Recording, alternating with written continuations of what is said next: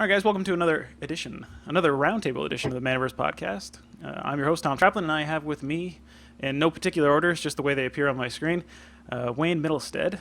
He's the owner of Dueling Grounds in Toronto, Canada. Say hi, Wayne. Hey, guys. And I have John Coviello with me, the owner of Little Shop of Magic in Vegas. Viva Vegas. Yep, that's us. All right. And today we're talking about the very interesting judges versus Wizards lawsuit and what that means for Game Store owners, for the community, for the whole thing. We're just going to start picking that apart. So who wants to start? The only thing I saw was the response to Wizards, and I typically don't go down the Reddit thread, so okay. I don't know if you want to expatiate a little bit more, Thomas, on what you've read so far and what's going on. Okay, sure. So what's basically happening is that there are 4 judges in California who have brought a class action lawsuit against Wizards, implying that the Wizards and judge program constitutes an employee-employer relationship. So they're saying that judges who, like Judge Grand Prix, are part of that, or the Pro Tour, or any of the larger events, are not being paid appropriately. They're essentially saying that they are employees, which means that they have a right to minimum wage and rest breaks and all that stuff that, as a judge, a lot of the times they don't get because they'll work like 12 hours straight with no time to stop or eat. And so they're basically suing for that, and they're trying to represent all judges at the same time. That's what the lawsuit is about. And Wizards' response has basically been, psh, that's not true. Like their exact words were, this lawsuit has no merit. And I think it's a very particular way to put it, because I think they're trying to brush it off and make it seem like it's not relevant. Like that doesn't make sense for them. But yeah, so that's what's happening. So we're going to kind of talk about what that means. We're not lawyers. We can't really say what's going to happen in the case or what should happen.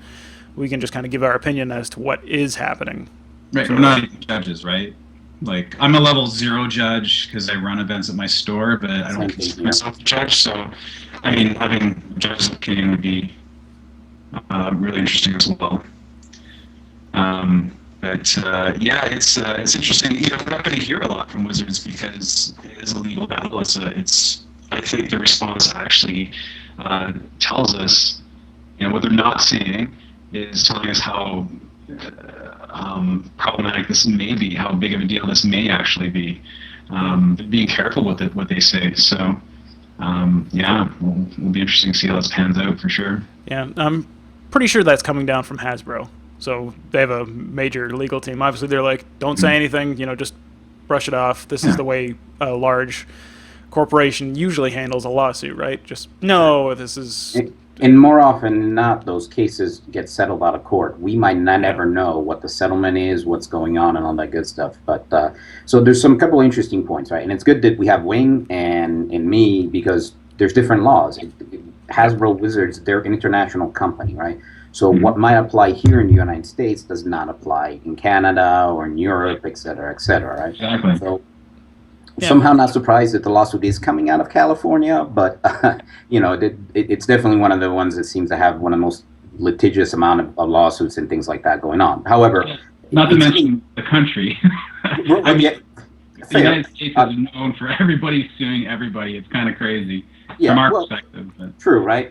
But you have to understand, in the States, we have different laws even just moving across state borders. So while something may apply in California, there may be different labor laws in Nevada. When I moved from Arizona to Nevada, I had to learn a whole new set of different things, right? Right. So, but it's interesting because a couple of years ago at GTS, they did a seminar, basically, one of the large ones, right? And they brought in a labor law expert. And there's an issue here in the United States because, well, Wizards may be brushing this off. The reality is, as far as the IRS is concerned, they really don't recognize the word volunteer for private sector industries. And there are some exceptions and some things like that, but in general, one of the big problems is, in particular, the judge program, Wizards sets certain requirements. Wizards sets that you have to have a level 2 judge. That level 2 judge needs to judge X amount of events. They need to wear their shirt. Right? I mean, there's a bunch of different things that start to become more like, hey, you're setting some terms that start to sound like you're an employee here. So brushing it off, that may be legal counsel, and I understand that. Yeah. But I kind of feel like there is some ground there for the potential of like this blowing up. And if it does come across as that, in other words, volunteers are in fact employees, right? Your judges are going to be employees. Are they employees of Wizards? Are they employees of the store that's running the event? Right? And right now, obviously, the case is to make it for Wizards because who's got the most money at this point? Yeah. And that's why you go after that. But then at that point, if that's the case, and I'm a tournament organizer for, say, Fantasy Flight Games, and I'm running one of their X-Wing tournaments, am I an employee of Fantasy Flight Games? Am I entitled to minimum wage, compensation? And the real sticking point here and the danger is going to be the IRS. They're hungry. They like money. And when you talk about it's an employee, now you're looking at, well, that's taxable income. That's money to the IRS. That's W-9s, all that good stuff. And it should also be noted, though, that all these judges, I don't know how it works in Canada, but here they have to sign an agreement that they say they're not employees, et cetera, right? I mean, they do have to sign that. The catch with a contract, though, is if it's deemed illegal, the contract is null and void and it goes out the door, right? I mean, there's nothing you can do about it. So a lot of it will depend on what comes out of this court. Wayne, what's the situation like in Canada? Well, I mean, I'm not too familiar with law, but I mean, the first question I had was, did these judges sign any government forms that you have to sign when you're hired by somebody? I mean, when you hire somebody, you have to fill out, you have to put in your social insurance number. I don't know if it's called the same thing in the U.S., but you have to give them your information, your personal information. You have to be on file. You're registered as an employee, and then all those laws that apply to employees apply. And I know that in Canada there has been some talk about volunteering for companies, but that's generally like apprenticeships in offices and any kind of job. Like you need to apprentice for like a year or something to get in there, and basically you're working for free, you're volunteering in order to get that experience, because no one will hire you without the experience. And I know there's something going on with that. I'm not sure exactly, but that's the only point of contention that's been on my radar up here in Canada. I don't know what else I can really contribute to that, but yeah, I mean, like from my point of view, I don't know. I honestly don't know. That's the funny part, right? Why a judge? I don't know why somebody who loves Magic would want to work 12 plus hours a day, running, helping run a Grand Prix or whatever. And these are people who have other jobs, obviously, so they have to be doing this for like completely out of the passion of their love for this game, because they want to see this community. They want a healthy community. They want to be part of it. Some of them, I guess, like the stature. They like, it gives them some visibility in the community. You might not be a pro player, but you're prestige. Like a level 2 judge, and so people respect that.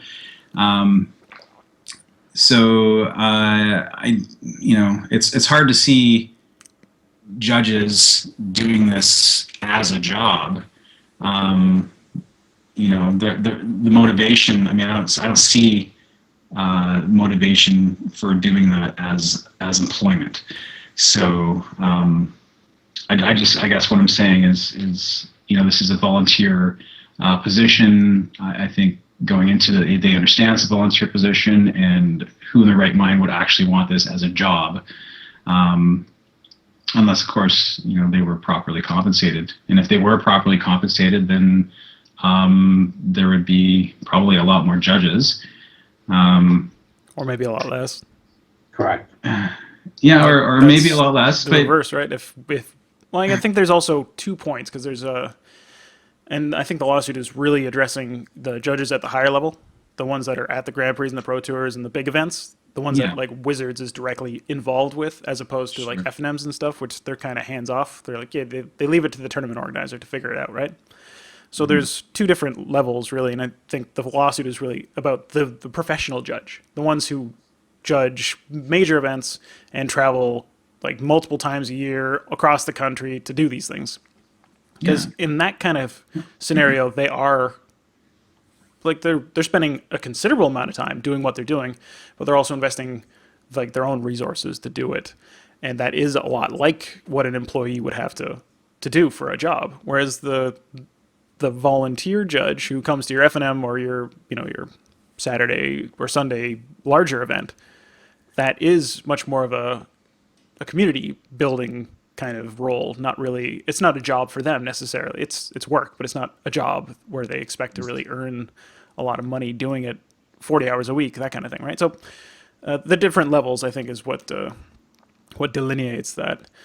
But the lawsuit, it's hard for us to talk about it as Canadians because the lawsuit is specifically addressed for the U.S. They want to represent the 1,400 judges or whatever that are implicated in the class action part of the lawsuit. That's just for the United States. So the results of the lawsuit, I think, are what are of most interest. Because if it goes either way, things are going to change. If Wizards loses and judges are employees, it is possible that, some judges will be compensated. Like they'll have to pay out whatever they've done for the last 4 years for the lawsuit. Like all those judges will be, will get their minimum wage or whatever the court rules to be fair, whatever that massive amount of money is going to be. But going forward, what's Wizards going to do about the judge program? Because part of the lawsuit, one of the last things is they want the plaintiffs, they want Wizards to create they want to incorporate a separate entity to manage the judge program that they can volunteer for. Because if it's incorporated as a nonprofit, then it's fine. That's one of the stipulations, that you can't volunteer for a for-profit organization, which is Wizards. So it's this weird relationship, but if there's a separate thing, a separate entity that's just the judge program, then that's something that they could kind of continue on with the same sort of program, or like the same sort of structure that they're doing now, because they could just be volunteering for the judge program. But then in that case, Wizards would have far less control over certification and whether or So not you're they can. talking about a separate organization that doesn't necessarily benefit Wizards directly, is running events, and they're trying to disprove that correlation between if you run a Magic tournament, you'll sell more Magic cards, therefore benefiting Wizards. I don't know what their intent is. Well, because that's one of there's 6 requirements, like when Wayne was talking about the apprenticeship kind of program. Right? There's six kind of stringent requirements, and the fourth one here, again, we're talking about U.S. here, right? Things will change, but the fourth one is basically that you have to prove that the company didn't gain significant benefit by basically having this employee there. They didn't make a profit, right? So if they're teaching somebody, it's one thing. They're investing resources, blah, blah, blah, to train this person and give them a career, et cetera, et cetera. But if the IRS starts thinking that, like, hey, you got free labor and you got a benefit from that, again, that's when they become involved, and that's when it becomes a huge, gigantic mess. Now, so back to that judge compensation and wanting to be a passion-driven kind of thing. And I feel that I'd say the majority of people in this industry are passion-driven, right? But I have to be very careful when people come to my store, and literally I've gotten an offer a million times. I'll work for product. I'll work for free. I just want to help you succeed. There's legalities there. And the reality is they're pretty harsh. And if you get caught in that trap, it's bad. It's fundamentally really, you can be paying taxes and penalties all the way to when this person first started sorting comics for you or sorting singles, right? So it gets a little dicey. Now, I don't want to bag on the judges, right? I mean, I think they actually have a point. All in all, this is volunteer, this is passion. But, at what point in time do you go, why am I doing this? Some of those hours, some of those requirements are pretty hefty, right? It starts to grind. Especially for level 2s, right? Because there's not as many of them, and Wizards I mean, we have to have level 2s at PPTQs. Yeah. PPTQs, in my opinion, are kind of like a bit of a disaster because we used to run PTQs. Yep. The PPTQs in our area, at least I can speak of in Vegas, are very poorly attended. There's like 8 to maybe 20 people. Okay, so having a Really? level That's 2, interesting. there's a lot of, I think there's 2 more stores that opened up in the town, and all of them are doing PPTQs. We try to work with each other. We try to make sure they don't happen on the same weekend, right? I mean, there was a store in town that just did. They gave away a case of Magic boosters. They had 17 people attend. Wow. Okay? Wow. That's 6 easy. boxes. Okay. Anyway, neither here or there. So talking about back to the judges. At this point, the compensation, at least in my store, is coming from me. Okay. So the judges in this town have a bit, I'm not going to call it a union, but they've organized and they set a series of guidelines that they like to see the stores abide, like buy us lunch, right? That's part of the thing. Give us X amount of product. And I've worked with some judges that were so strict on that I couldn't work with them again because I'm like, dude, you're asking for 2 boxes of Magic, for example. I don't remember the exact thing, so please don't assume that everybody is bad on this one. But we had 8 people attend, right? So it's not Wizards paying for these boxes; it's me. We actually put the judge payout on our list of prizes and benefits because the players kind of ask, "Hey, where's all this money going?" Right? I Yeah, they want to see the math. Right, and we did PTQs in the past. We actually put that math up with the room rental and all that good stuff. My goal with tournaments is not to make money on them. My goal with tournaments is to just improve and keep the community going, right? So that whole compensation thing, it varies on judge to judge. Some people want stuff. I mean, be it money, et cetera, et cetera. And again, it should be noted that also, again, here in the United States, the IRS can care less about product given out. They want to see money, like minimum wage and taxes and things like that, right? You can't tax a box of Magic cards. Yeah. So, well, you can when you sell it, but yes, you're right. When you give it away for free, it's a different matter. Yeah. So, the real stickler point here is there's different motivations. There might be that awesome, and I've worked with level 2 judges here in this town that are absolutely, they get it. They're like, look, man, if we don't do this, the community doesn't go forward, and it's fine. I'll sacrifice my time, my efforts, right, to make this grow. Kind of situation. But again, we're going to look at this in the sense of like when it comes to a government agency that's taxing that work, they consider it work, they want their money, right? So it'll be interesting to see what happens with this because if it does go in the favor of the judges, it really kind of changes a lot of the equation of our industry, right? And we've sort of flown under this radar for a long time. But now we're growing to the point where there's actual money involved. And that's when you start seeing these kind of things happening, right? Because, I mean, before, as big as Magic is, when it was just Wizards is one thing. Now they're owned by Hasbro. That's a completely different ball game as far as how much money you can get from it and all that good stuff. Because fundamentally, these guys had to go find a lawyer. They wanted to fight this battle. And they usually don't fight if you don't think they can win, right? So they're going to have some kind of basis for going, hey, there's some merit to this, and potentially, yes, I can get my lawyer fees out of this, right? So yeah, so at least one lawyer's office believes that they can win, or else they wouldn't have taken on the case.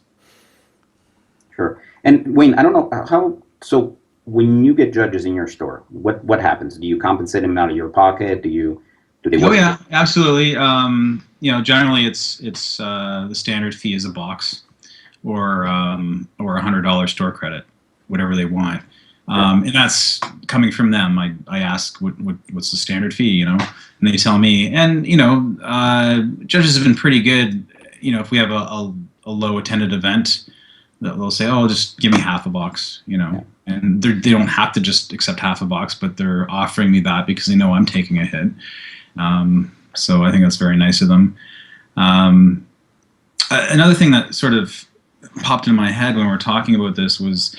I want to know what the compensation is for the higher level events because I have judge friends on Facebook and I hear them post, "Oh, I hope I get picked for Grand Prix Vegas," for example. Sure. And like, okay, so they have to wait to see if they get picked, who's picking them, what's the compensation, and I'd love to find out about that because I mean.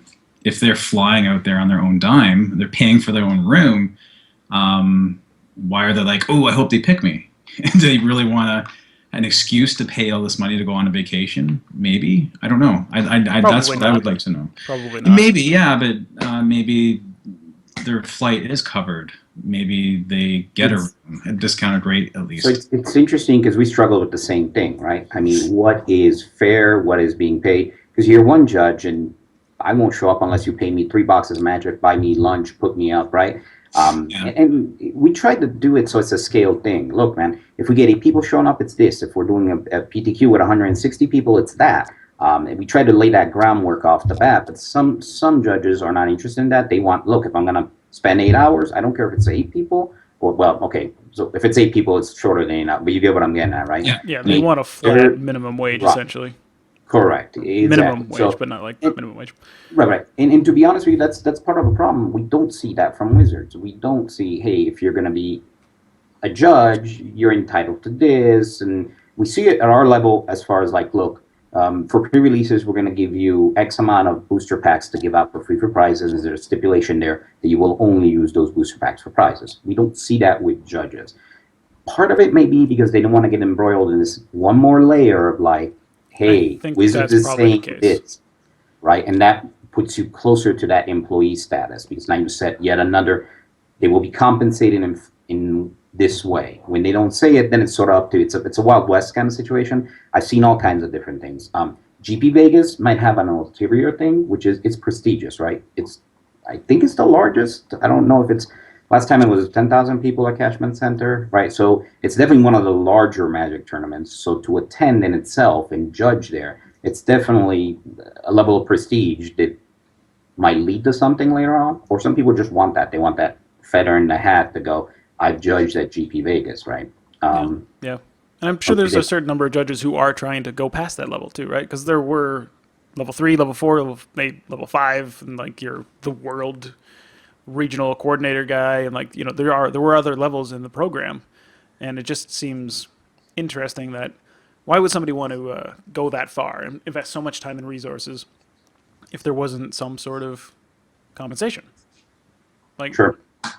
Well, aren't these the same judges that were suspended or something for leaking information, or wasn't? There were a couple level 3s and level 2s in the I thought it was just sort of that were suspended, but then unsuspended like 30 days later because Wizards backed off on that because people were really upset about the whole thing.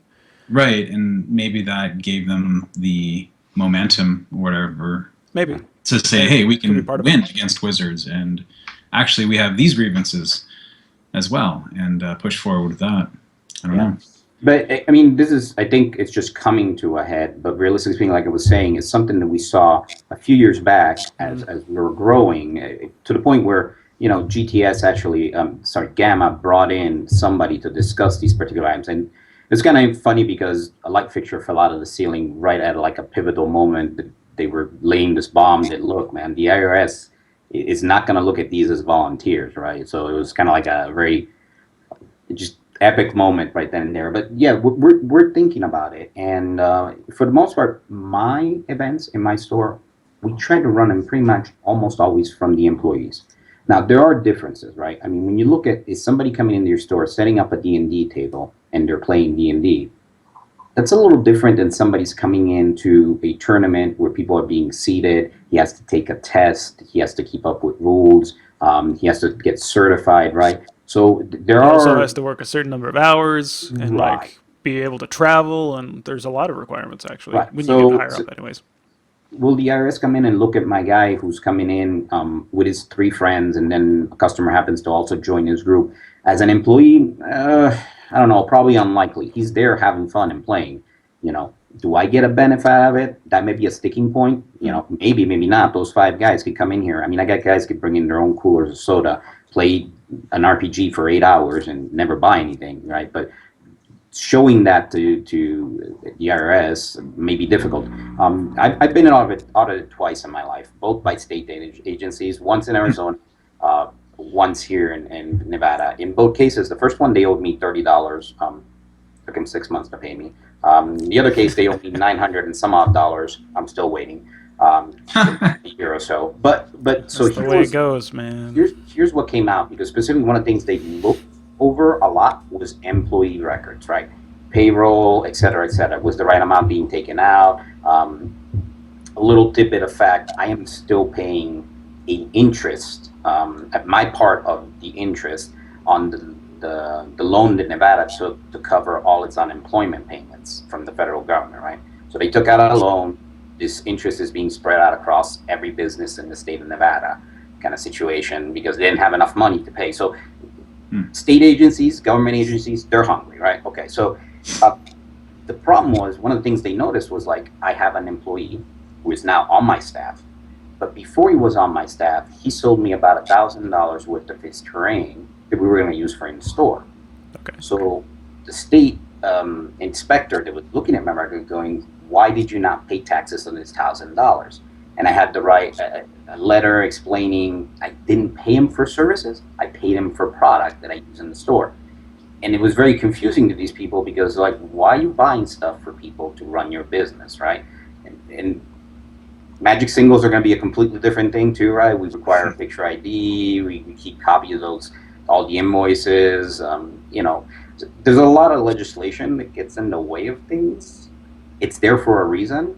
And my concern would be that as an industry, we tend to kind of like brush it off. And hopefully it doesn't come back to haunt us 10 years from now, where we go, oh, now we owe taxes on everybody that's running an event in our store, et cetera, right? Yeah, that sounds pretty gross. Yeah. Yeah. So, but moving forward, let's just say this happens, right? Let's just say this happens. So now, hypothetically, right? So now, what does it do to the organized play environment? I think for the most part, things will remain unchanged for 95% of things we run in the stores, right? I mean, when you run Friday Night Magic, people come in. Do you have a judge on staff for Friday Night Magic? Yeah, no. The only events we'd have to worry about are the ones that are required to have a certain level judge, and that's dictated by Wizards. I mean, they have control over that. They have say over our business by saying, you know what, you have to have this person, minimum this person, to run your event, like the PPTQs, for example. If you want them to be sanctioned, yeah. Yeah, well, I mean, no one will come to a PPTQ if it's not sanctioned, right? Yeah, exactly. So, and that's kind of a interesting point too. That these are this is something we need to follow as game store owners. We're a separate business, and we have to follow rules. And these volunteers have to follow their rules and our rules. There is I thought there was an interesting example on the Reddit. I just wanted to read this just to sort of look at the analogy of what's going on. I know we're moving on to what the fallouts could be, but I still want to talk a little bit about the debate of what's actually going on. So this specific example was like, well, let's instead of magic judges, let's call them lifeguards. Okay, so you imagine Bob. Bob is a certified lifeguard. Bob is known to work at a few swimming areas and centers in the area. One day, they all get a notice from the Red Cross that Bob's no longer a lifeguard, and they will face business-threatening consequences if they let Bob work as a lifeguard for them. When one of the swimming centers asks what happened, the Red Cross says, oh, he's still perfectly qualified skill-wise. We just want to punish him for some corporate policy violations we're saying he committed. Would you still treat this as just a revoked professional certification? Or would you wonder about the level of control and influence implied by the Red Cross's behavior and the apparent belief that this was something they could just do to Bob? And I thought that was kind of an interesting insight example to it. Now, someone replied saying the JCC suspended the judges, not Wizards. Unfortunately, I don't know what the JCC means. Yeah, it's like, are you talking about the DCI maybe, or? I think it means it's the judge program. I think that's what they're referring to. Okay. The separate entity that's supposed to manage and take care of all the judge stuff. Because there's, like, I've looked into what it would take to become a judge, and it's a complicated process. There's a lot to it, but then there's also a lot of structure built around. Like, there's a lot of websites, there's a lot of applications that you can use, and as store owners, you can use them to find judges. Like, it's to connect both sides, but it's also for judges to find other opportunities to judge. So like, and there's an organization. There's some number of people who basically manage and control this whole thing, and they're the ones who they're the ones who create the policy that judges are supposed to follow. They're also the ones who, like, I guess they work with. It's a really weird relationship. Well, I guess that would be the nonprofit entity that they're calling Right, upon. that's- They would That's like the to funny have. thing, though, is that the lawsuit wants them to make this thing official, I guess, Right. like as an incorporation, but it technically already exists, and I think that's what Wizards kind of started to do, and that's what the core of their argument is that the judges work for this other program. They don't work for us. They all the certifications, all the suspensions, it all comes from them. We just kind of work with them to make the game better, or whatever their position is.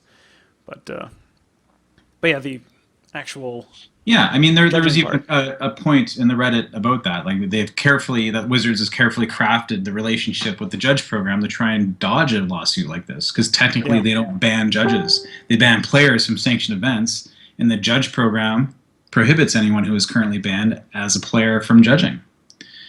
So maybe there is a technical, law issue there where, it's not us, it's this program.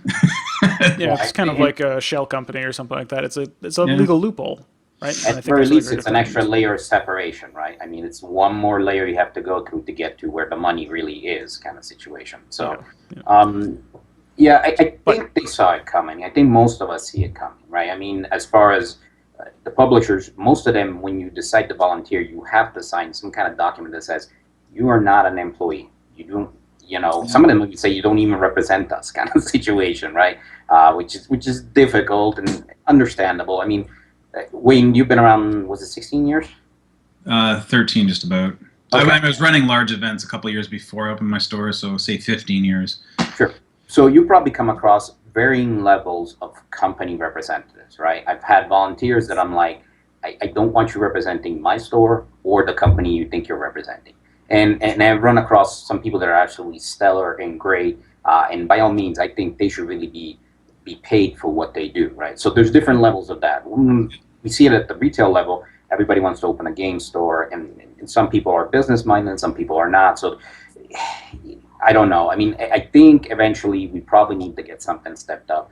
But the reality of the matter is the economics are a bit hard to do when you have something like GP Vegas. Okay, it's X amount of money. You can afford to have X amount of staff. I mean, don't get me wrong. There's a lot of money that goes out with that stuff too, right? Cashman Center, it's just a big, huge convention center we have here, isn't cheap to rent out, right? Anything in Vegas isn't cheap. But you have a certain volume where you can do it. Now, spread that across through all these micro events. Let's say, I don't know, my Wednesday Hero Clicks tournaments, right? I mean, we'll get 8, we'll get 20, but can I pay a judge based on that? Probably not without significantly going into the prize support and all this other stuff that we do, right? So then, is that event economically feasible, right? I mean, I really want to run events to make people happy and get them interested in playing and staying around with the game, but I can't do that at a loss. I just can't. I'll go out of business doing that, right? I think that's the major implication if Wizards, or if the lawsuit goes against Wizards and judges are now employees. If something like that does happen, and basically it moves down the line to the point where game store owners now have to pay judges, they have to count them as an employee, and it goes to Wizards, and like there's some form of compensation. The idea of running an event is a zero sum game, right? You have to move something, right? Because players, either that or the player will have to absorb the higher cost. So at least if the lawsuit does happen, it'll most likely impact Grand Prix and above. That's where it'll really hit hardest. But like Grand Prix are already getting more expensive, right? So I think the entry fee for GP Toronto coming up is like $75. What if it's $120 or something? Because now they have to pay all their judges a certain amount of money. Like the cost of the event goes way up, and then of course the organizer's just going to pass it on. But at F&M, there's no margin. right? There's no leeway to really be like, oh, I have to pay my judge, so now instead of $3 or $4, it's now going to be But taking 10. this down to like a more local event like Friday Night Magics and game days and stuff like that. I mean, there are a lot of game stores that their employees are judges, so they've got it covered. They're actually paying them, and I don't know actually in that case if they give them a box on top of that for running the event, or maybe they just, well, you're my employee, so here's the event and you got to run it. You're a judge. My guys get their paycheck and they get that sense of pride. I mean, no, and most of my guys, yeah, that's pretty much, they do it out of passion.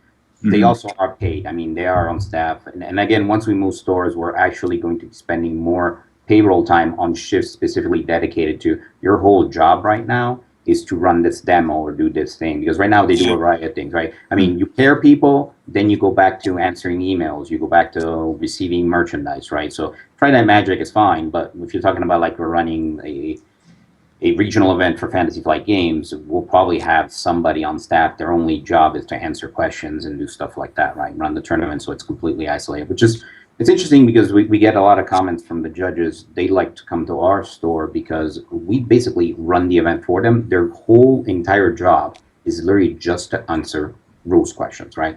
That's what they do. We pair, we pass out everything, we seat the players, we take care of all that stuff, which I feel as a tournament organizer, it's my job. Now, the rules lawyer, the expert, is the judge, and when it comes to a rule question, that's their position, right? I don't know what these guys do when they go to a GP. I don't know if I know the lower level judges are stuck with moving chairs around and things like that. I've seen that happen before, right? They are the event staff too. They're not just there for the questions and then to facilitate the rules and all that. They're also there to just manage the room and make sure people are having, well, not a good time necessarily, but flowing everything through, and like they're dealing the paperwork, they're doing everything a lot of the time. Part of that is having a good time, right? Nobody's going to have a good time if they can't find their seat or chairs are not, so and that might be an extra layer there, right? What is this judge doing? Is he just answering rules questions? Is he just, or is he part of that staff? I mean, this guy is loading chairs. He's, because I've seen both kind of situation. In our store, like I said, when we used to run PTQs, they don't do them for stores anymore, at least in the US. It was literally the hotel staff or us. We had everything up and running. The only thing the judge needed to do is take care of the players' questions, right? And everything else we got it covered. So. Yeah, and I think that helps. The definition is, I think that's one of the interesting parts is really defining what the roles are of what it means to be a judge, what it means to be a tournament organizer, and what the relationship is supposed to be. And I think one of the interesting questions is the whole lawsuit as it brings up is is it fair? Like, really, is the situation as it stands with what judges are required to do, like beyond not legal necessarily, but like, is it fair? Just from a personal, if I was a judge and I was spending so much time, would I be happy with the situation? And I would probably say no. Yeah, well, that's what I said at the beginning. Like, I don't get how someone wants to spend over 12 hours busting their ass off, getting very little compensation for it. I mean, they have to be doing it for some other reason. They're passionate about it. They want the title. They want the respect. Yeah. So I don't think they are compensated properly for those large events where there's thousands of players. And I think that does come down to keeping the entry fees at a reasonable place. Although, I mean, they are making a lot of money too. I mean, the people who are running the big Grand Prix and the Pro Tours, it's more, I think the Grand Prix are the big cash cows. They are making a lot of money. I think that's just straight up that's what's happening. For sure. And maybe they should be giving some of that money to the judges, or more compensation and product, or whatever, however they pay them. Share the wealth sort of thing. Sure. For all that I know, that's happening, and that might be why some of these judges really want to be picked for event A, B, or C, versus some of them may not be happening. It's when we went looking for this kind of information to figure out, this is when we started doing PTQs and we started to have judges for a certain certification level, et cetera, et cetera. We had to recruit. Originally, our judges came from California. We had no level 2 judges here in town, right? Now we do have several. Some of them have retired, and So we're facing the opposite problem, which is like so many PPTQs, so many and so little judges that really, even if they want to do it out of the passion in their own heart, there's just not enough of them to run all these events. So I wonder if there's an implosion coming for a lot of these maybe mid-tier events like the PPTQs and things like that, to where they're just going to kind of go away or be significantly smaller in number, right? To cut back on this sort of requirement, or we get to a point where it's like, look, a PPTQ, a level 1 judge is handling because there's X amount of people coming and showing up. You know, definitely the result of the lawsuit will change that a lot, right? I also kind of see a little bit of this struggle of like two different identities. I don't know how much of this directives for Wizards comes from Hasbro, right? Hasbro is a toy manufacturer. To them, this whole concept of organized play may be completely alien. I mean, they might not get it. They might not go, look, we're spending $1 billion on doing these tournaments where people are going to buy our Magic cards anyways. Let the store handle this and forget about it. We don't run events. We don't do things. I'm not saying that's what's going to happen, but there's a possibility that there's Wizards going, hey, Hasbro, this is important to us, and Hasbro not seeing this, not realizing that it's integral to selling Magic, having events, right? So if that level of disconnect is in fact happening, we see that more, I think, with D&D, right? I mean, the D&D program kind of imploded recently as far as the organized play. They moved everything back into the households, right? Is that a Wizards directive? Is that a Hasbro directive going, look, man, we sell X amount of D&D on Amazon, Barnes & Noble, retailers. Who cares? We don't need to be putting money into writing modules for adventures for people to run in their stores, right? That's another possibility too. I'm not saying that's happening, but sometimes it feels like I'm dealing with a company that has like split personality, right? They want to do stuff and then they take back and.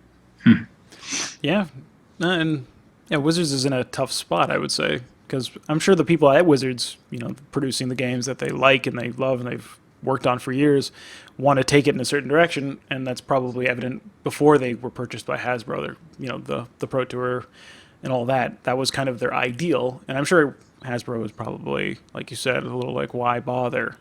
Why would you do this?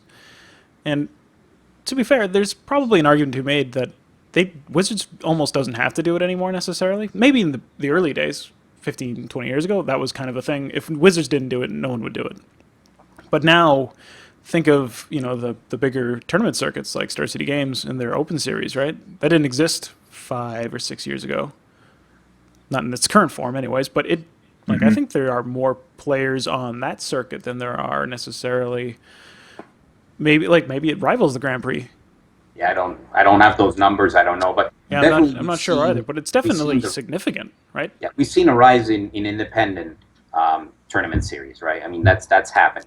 So I'm guessing if they keep doing it, because, well, there's some merit to it. They're either making money on it or they're getting something out of it one way or the other, right? And yeah, Wizards might say, you're right. They should be employees. We don't want to handle this. You guys do it and take care of it. Maybe we could, if that's something that happened, if Wizards is now forced to turn them into employees, maybe they'll just divest the whole thing. Say, you know, the Grand Prix circuit, we're going to minimize it to just the Pro Tour. That's the only promotional marketing thing as events that we're going to do, and we're just going to let the stores kind of take over the tournament scene, basically. And might see a real switch, or a real difference in the way things are run, and a shift towards bigger events like the Star City Games and stuff like that. Maybe we don't know. It's a waiting game now. And what's interesting is if Wizards wins. Right. Like, what if the lawsuit just gets thrown out and, you know, Wizards is like, too bad, judges, deal with it.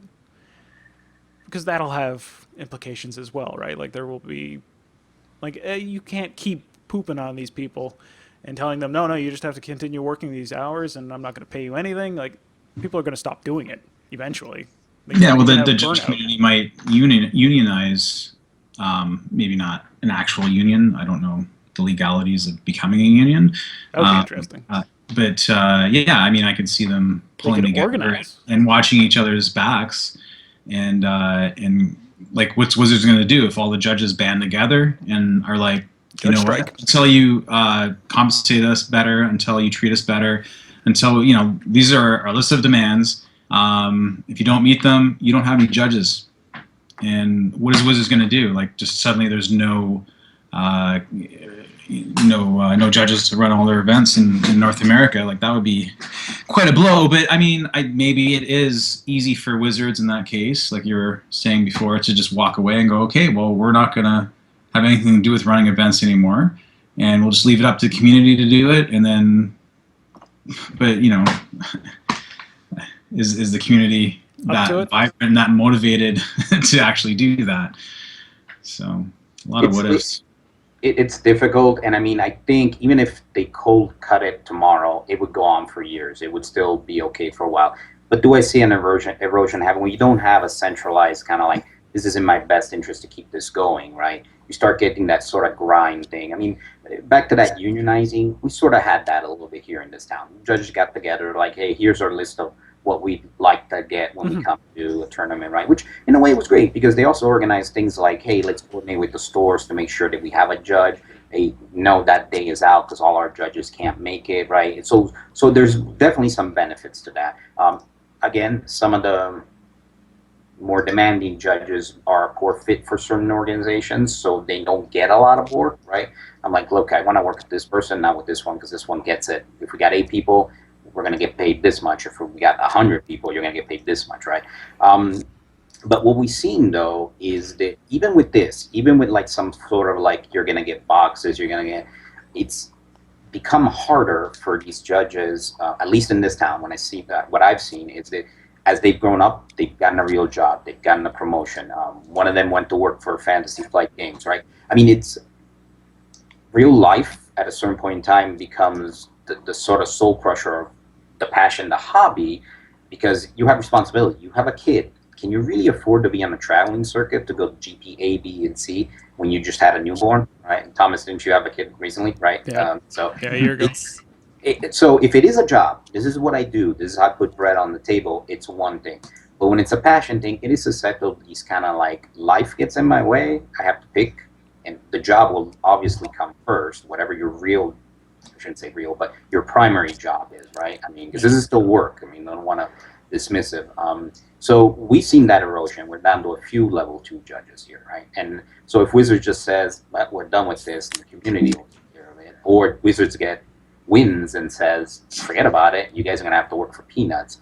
It might just be that it doesn't even need to be a strike, it doesn't even need to be anything. People eventually go, I'm not doing this for this, and I'm out. And there's going to be a lot of players that side with the judges and be like, well, I'm not going to go to the events if they're going to treat the judges so poorly.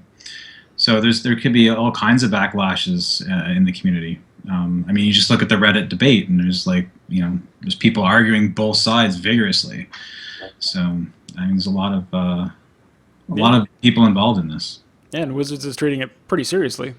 Like, if it was just a frivolous lawsuit, if it was just something that they didn't really care about, or they didn't actually think it was serious, they wouldn't have posted the press release saying, "Oh, it doesn't have any merit." They would have just ignored it. Because like, if they've had lawsuits before that just whatever, just part of doing the business, right? But this one, they're addressing, and they're trying to convince the community that they're on the right side. So they're trying to manage the whole the PR. And I'm sure Wizards or Hasbro has already anticipated something like this, and things are set up in a way that this shouldn't get any traction. But this will test that. They've had this set up in a way where this is how it works. And I'm sure the lawyers are all saying, yeah, this is all good, this is all good. And well, now this is the real test. Now that everything, how they have it all set up, is going to be tested. Although more likely it is going to be settled out of court. Most likely. If there's any connection to it. And they might settle out of court, and then to try and make peace and repair any bad PR or whatever. We take this feedback to heart. We listen to the judges, and we are going to make a few changes, and here they are. And they'll probably tweak a few things so that next time there's no way any kind of legal action could be used against them. And then we'll give a few little perks maybe to the judges, and then that'll be it. I mean, that'd be a nice conclusion to it all. Yeah, it'd be great if both parties could be happy with whatever the situation is. If we could figure out a solution, maybe not us three figure out a solution, but like if they could work something out where everyone's kind of satisfied, that would be obviously optimal.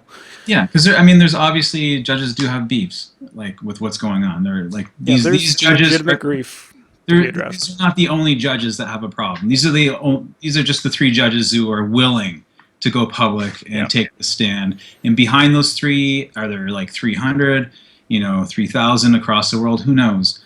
But we'll, hopefully, even if they don't win anything, if this doesn't go anywhere, I'm hoping that Wizards will hear this and, reciprocate somehow to come up with some sort of additional compensation, because they're going to want to keep their judges happy. Really, if they want to keep this these events going, this community going, if they want to keep it healthy, they want to look like the good guys. Which company doesn't want, especially a game company? Like, you want to look like the good guys. So I think they have a lot of motivation to try to do something for the judges, regardless of the outcome. At least I think that would be the smart move. Yeah, hopefully they don't take the typical corporate response of just, dismissing the whole thing and saying no. Hopefully they do something constructive and try and work with everybody. Yeah, it's an opportunity for them to be the good guy. They're being called out as the bad guy. Oh, hey, no, you know what? We're not that bad. We thought everything was fine. You guys are not bringing this to attention. I'd like to see. See, I don't know if there's any consequences for judges stepping forward. Like, it'd be nice if the judge community would have a petition or something, and they could get on file like all the judges that are like, you know what, this is what we think should happen, or if they have enough signatures saying they're not happy and they'd like some improvements, maybe that would give them more traction than a lawsuit. A lawsuit's pretty adversarial. It is maybe better to just be like, let's discuss it. Let's have a forum and negotiate what's going on with our situation. And things have changed, and things have changed in the last 5 years significantly, right? Because if you're a part of this list of judges suing Wizards of the Coast isn't going to take too kindly to that. But if you are a judging community and you put together a list of thousands of names and say, listen, we just want a few changes that make this easier on us, and we think we all agree that these improvements would be good, and if they approached it not as a class action suit, but as a we understand we're doing this out of passion, we want to keep the community healthy, but things could improve, and here's a list of things we think will really improve, and here's a list of 1,000+ signatures of judges, and at least that way a judge wouldn't be apprehensive about adding their name to the list, because they're just asking for something. They're not suing like they are now. So maybe that's a plan B if this doesn't pan out at all. I don't know. Perhaps. Yeah. There's one sort of last thing I kind of wanted to add, which is something that we haven't considered so far in this, talking about this, is the management of the end tier, managing the customer's expectations, right? I mean, we just had an incident last Saturday we've done 2 league challenges for Pokemon, right? I mean, they're fairly low casual. Think of it as an even lower casual event than Friday Night Magic for Pokemon. And at this last one, we had an instance where one of our customers got upset because he wanted the judge and there wasn't a judge, and so sometimes there's a failure to understand on the customer level that not all events require a judge, and also the presence of a judge sometimes. And in particular case, this person was being fairly aggressive. He made everybody else feel uncomfortable that was playing. So definitely not this person, right? Because in order to be a judge, you gotta have a certain personality to go, I'm sorry, dude, you're wrong. I'm gonna have to give you drop you or whatever kind of situation, right? But it's interesting, and I'm wondering if this will also bring something else to light, which is a reconsideration on some of these customers that hey man, it's still a fun game. You don't need to call a judge during Friday Night Magic every 2 seconds because that guy forgot to tap, or they, self-controlling and literally helping each other out with this is the way the game works, right? You really have a question, great, ask the staff. But realistically speaking, most of my guys are awesome because they're really helpful to each other. They really kind of Yeah. keep up with the things, and then that relieves a lot of the work that needs to be done, and leave the judges for these big events that need it kind of situation. So I don't know if the pressure is coming from downwards up, like we need judges so that we can run this event, right? I'm not coming to an event unless there's a judge, right? Or if it's just wizards going, well, we want to have level 2s, we want to have level 5s, at this event. Yeah. No, that's a good thought to close on. I think we should all work together as the community, the players, the store owners, to make it so that judges aren't absolutely necessary, except for the really competitive stuff. Like you said, the F&Ms, those are the learning experiences. That's where you're supposed to make mistakes and make friends by helping each other out. So ultimately, that's what that kind of experience should be, and not really one that requires judgment, essentially. If we can avoid that, that's what we should go for. But yeah, I think that was a pretty good discussion. We didn't really, we can't come up with any concrete. It's still up in the air. Who knows how this thing's going to play out? But it'll be interesting to see what happens, I think, no matter which way it goes. Sure. Right? And we're not lawyers, so all we can do is speculate, right? I mean, those are the laws I quoted are things that I know because I have to operate with employees. But by all means, like I said, I got audited. They owed me money. I didn't know I wasn't supposed to do X and overpaid, right? So don't take this as legal advice. This is just us speculating on what could potentially happen. Sure, but can we all agree that judges deserve a little more compensation, or they deserve something? I think they are to some extent taken advantage of. I don't think taking advantage of them is the intent. It's just the reality of how things work right now. But it's hard to be against the judges, because the judges are so important to the community. They put in such long hours, and I really respect what judges do. And we wouldn't have half the community we have without them. So I think we definitely owe them something. And if it's within our power, we should compensate them. And they should be happy. I like if I have a judge working at my store, I want them to be happy. And if they're not happy, I'm not happy. So I think it's just important that we keep our judges happy and listen to them. Sure. And definitely, it would be great to have some kind of standardization, right? Because I don't know what's going on. Some judges may be treated like royalty, and some judges might be stuck with the raw end of the stick and never get any recognition, any benefit, nothing, just long hours. So it's difficult. I can only speak to the judges I work with, right, and what I do. But again, that's not coming from Wizards, coming from our stores, right? We're taking care of these people. So yes, I agree with you, Wayne. They definitely deserve something. So. Yeah. Well, we can do our part, right? That's as much as we can influence. So. Well, it's thanks for coming on the show, guys. I think this was a good discussion, and if listeners want to reach out to us and let us know what you think. I think that would be start another discussion, because it's more than just the store owners. It's more than just the judges and wizards. It's going to impact everybody. So sure, if people have comments or have questions or whatever, we could always follow up on another episode. Absolutely. Say, hey, this person said this about our last discussion. Let's talk about that. Yeah, sounds good. All right. Well, thanks for coming on, guys. All right. Thank you. You guys have a good afternoon. Talk to you later. Have a great weekend. Yeah, you too. Okay. Bye.